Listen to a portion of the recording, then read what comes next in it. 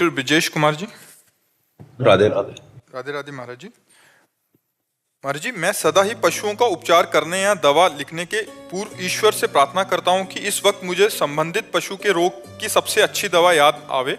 इसी के परिणाम स्वरूप जब पशु ठीक होता है तो पशुपालक तो मेरे चिकित्सक ज्ञान की प्रशंसा करते हैं, किंतु मैं प्रभु को धन्यवाद देता हूं, पर प्रभु पशुपालक की ये प्रशंसा मुझे लंबे समय तक याद रहती है। किंतु कुछ गंभीर रोगों में जब हम पशु को नहीं बचा पाते तब ये मानकर कि हरी इच्छा ही होगी भूल जाता है। बहुत सुंदर विचार है। और एक और डॉक्टर हैं, ये भी ऐसे ही कह रहे हैं कि ये भी ऐसे ही करते हैं, बट कभी कभी जिन्होंने जब सफलता या असफलता मिलती है तो लोग बहुत गलत शब्द का प्रयोग करते हैं, तो उस समय मन दुखी होता है। कोई बात नहीं, दुखी नहीं होना चाहिए, अपने को पक्का होना चाहिए कि जैसे मेरा प्रयास 100% भगवत प्रेरित ठीक हुआ, अब इसके बाद वो जीव मर गया, चाहे वो मनुष्य हो चाहे वो पशु हो, हमारा डॉक्टर का एक प्रयास होता है, सफल प्रयास।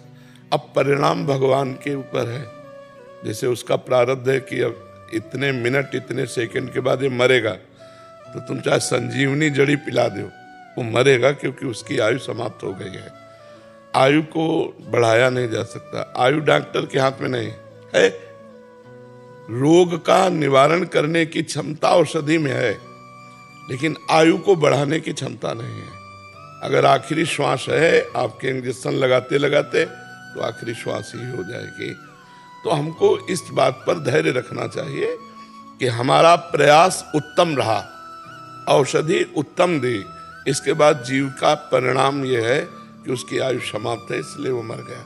हमें दुखी नहीं होना। सामने वाला गाली दे रहा, वो अज्ञानी है, वो इस विषय को नहीं जानता, केवल वो रोग निवारण के उतने ही विषय को जानता है जितना पढ़ाई की है, जितना अभ्यास किया है, शेष बात नहीं। शेष तो भगवान के ऊपर होता है। जैसे आपने कहा, प्रारंभ में भगवान से कहते हैं कि मुझे रोग की औषधि बताइए, ये बहुत उत्तम बात है। और जब प्रशंसा मिलती है तो उसे भगवान की तरफ कर देते हैं कि प्रभु आपने ही बताया था, आपने ही प्रयास कराया था, ये आपकी ही प्रशंसा हो रही है। और जब निंदा होने लगे तब आपको सोचना चाहिए कि अज्ञान की धरा में निंदा कर रहा है, क्योंकि हमने भागवती प्रेरणा से ठीक औषधि की। अब उसकी आयु नहीं है तो मैं आयु थोड़ी बढ़ा दूंगा। गुरुजी, ये प्रसन्नता हमारे अहम को तो नहीं बढ़ा देगी? नहीं, अगर आप भगवान से जुड़े हैं तो अहम को प्रसन्नता नहीं बढ़ा देगी।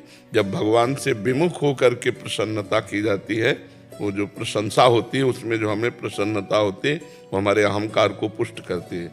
और जब हम भगवान से, तो फिर अपने को पता है ना, दूसरे हमको कहें कि बहुत अच्छे डॉक्टर हैं, लेकिन अपने को पता है ना कि अच्छे डॉक्टर तो भगवान है, तो बस हाँ, बस फिर अपने को अहंकार नहीं है। मैं समता का भाव चाहता हूँ। हाँ, प्रसन्नता भी उतनी ना हमारे लिए प्रेरित वो हो पाए कि हम प्रसन्न ही बने रहें, आगे भी काम करिए, तो मेरा कर्म ही। प्रसन्नता से समता में कोई फर्क नहीं पड़ता, क्योंकि प्रसन्नता समता की तरफ ले जाएगी। समता का फल प्रसन्नता है।